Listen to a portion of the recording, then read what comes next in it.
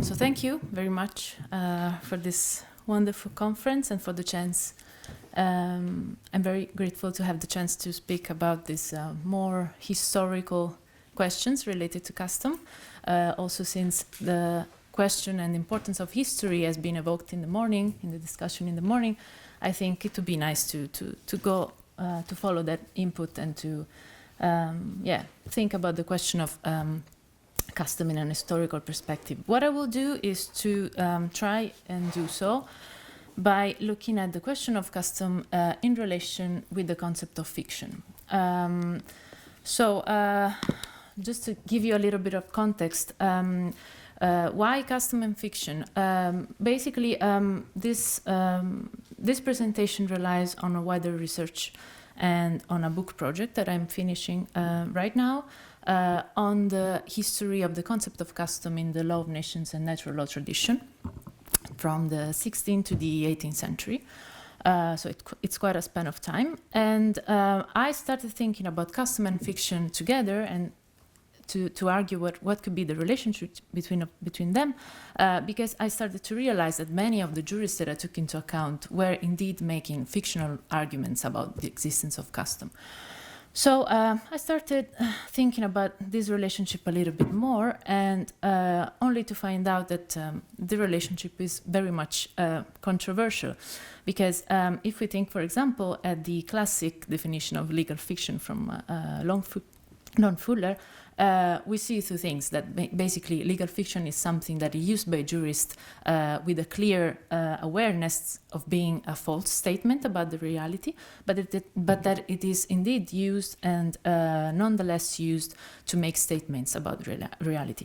Only thing that Fuller argues is that one should be careful when using legal fiction is that one should be both aware of this falseness and also be aware of the temporariness of the use of fiction. So fiction eventually should be dismissed. While on the contrary, when we look at custom, we kind of see either the opposite situation or the mirror-like situation. So custom is not an exercise in disbelief. So custom is something that we jurists are always aware of, as the doctrine of opinio juris seems to imply, and plus there is no temporality in the idea of custom. Rather, it's the idea of long-standing practice that makes custom valuable as a legal source.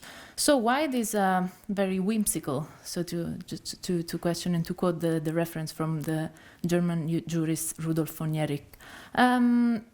I think that in my historical analysis of the question of and the concept of customary international law, I have noticed that recourse to fictional arguments as always is often used to provide an answer to the question of political authority related to custom. So who eventually produces custom? And what I will try to discuss in this brief presentation is the way in which I will present three accounts of these fictional argumentations of custom. They are in a chronological order, but for the sake of this presentation, I thought it would be better not to rely too much on the historical things, but to just present to you the theoretical underpinnings of these three kind of fictional arguments. So the first one is the one famously used by most of all Francisco de Vitoria, one of the most famous representatives of the school of Salamanca. So basically the idea that custom relies on a sort of universal consensus. This universal consensus relies on human reason, and human reason is ultimately very connected with moral theology. So De Vitoria uses the idea of universal consensus to ground the idea of custom to answer the question of the lack of a universal legislator and to provide an account of consensus rather than custom and to also answer the question that was raised this morning. So nobody actually introduces custom. There is no custom making moment. Custom is just relies on this universal consensus. Which is something, very similar. Of course, there are differences, but very similar to some sort of, Kantian ideal, cosmopolitan ideal. So this is the first use of fiction. The second one, which I think is very crucial to my book, because the book is focused on on how the natural law tradition provided the normative core to customary international law. So basically how arguments drawn from the natural law tradition eventually crystallized into what we call the European educated conscience and gave birth in the 18th century to the idea of state practice. So when I was looking at the 16th, 17th century elaborations of jurists concerning custom, for example, Alberico Gentili or Ugo Grotius, I was struck by the fact that they never mention actual consent of nations. Rather, they prefer to rely on a universal consensus, once again, but not an abstract one, like de Vitoria did, but a very historicized one. So basically, once again, going back to the question that were raised this morning, they rely on some sort of past. The only difference is that they invent the historical past. So they don't rely on history of facts, they rely on literary history. And literary fiction plays a fundamental role in creating the normative core of custom. Because the question then for the jurist becomes to select historical evidence according to criteria of normativity.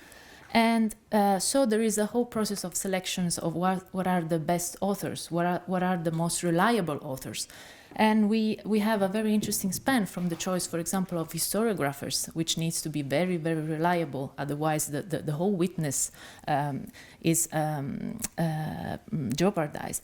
And on the other hand, we also have a very consistent use of poetry, also which was mentioned by Judge Pananganan this morning, the idea that he mentioned a poem, which I was really happy about it. So basically, the whole idea of selecting historical past with a normative-oriented framework of analysis simply means that these jurists think that literary fiction provides this normative value to custom and that this normative value applies to the present situation. So again, this idea of building a consensus of views rather than a consensus among sovereigns, which is also very interesting in terms of the genealogy of the invention of custom. And to give you a little bit of a more contemporary take on this, I will draw an example from contemporary fiction. I think we are all mourning this week because the Game of Thrones has come to an end. But what I was saying about Gentili and Grotius is very much similar to the use that Tyrion Lannisters make of historical examples from the past. When he's advising his tyrants, mostly, sadly, he always advised them to use political prudence in a way that is very much aware of the historical past.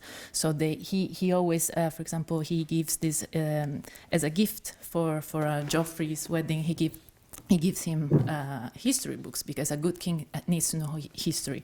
But the thing is that the choice of what history to choose as a guidance for political prudence is always a moral one, a very normative-oriented one. So as the huge finale, which I will not spoiler for here, but the finale was very much, I think, very connected with this question. So last but not least, the third use of fiction will make you very happy because it's the most contemporary one, and it's really a technical use of the word fiction in its legal meaning. So the idea that custom is some sort of seen as treaty, so that it should be treated as treaty, with the only difference that, of course, it relies on tacit rather than express consensus. And in my book, I claim that this is a rather recent discovery. So we have this equation between custom and treaties only in the 18th century. For example, Christian Wolff or Emer de Vattel used these ideas of custom that should be treated as treaties. And this, again, quoting Fuller, the idea is that, of course, one should apply to uncertain situation legal devices that he already knows. So this is very convenient for jurists. To conclude, I think that I am perfectly on time. Sure. I will just say that I will briefly recall the questions that I mentioned at the beginning. So why should we think of custom and fiction as interrelated? I'm not going to claim that we should get rid of customary international law, as Fuller would have done, also because that's not of my business. You are lawyers, you should do that. I'm simply an historian. What I think, though, is that problematizing the distinction and the relationship between the two of them is a good exercise for us to think of the question of custom as a belief system. So the idea that we kind of rely on custom as a set of values that we acknowledge as a community as important.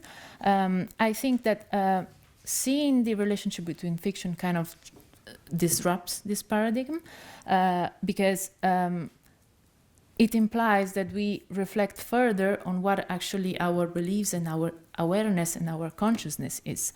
And I think this also calls into question the very conscious-based, 19th century-based concept of opinio juris, which I think looking at custom and fiction together could also bring to a further problematization.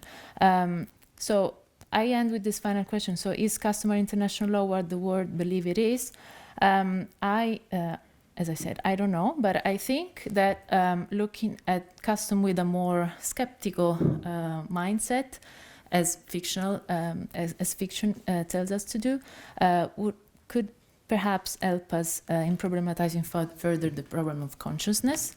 And I think that as also this analysis that I'm doing will also proceed with some work on the 19th century, I think that the huge attention on consciousness is perhaps misplaced, because the whole concept of opinio juris, I think, was born somewhere at the beginning, at the half of the 19th century, when the concept of custom starts to be related with the sociological theory of interest, and when that sort of account, for example, which was best quoted and studied by the jurist that I mentioned before, Rudolf von Jhering, when that sort of account that the interest-based account of custom becomes available to international lawyer, then we have the beginning of the doctrine of opinio juris and state practice.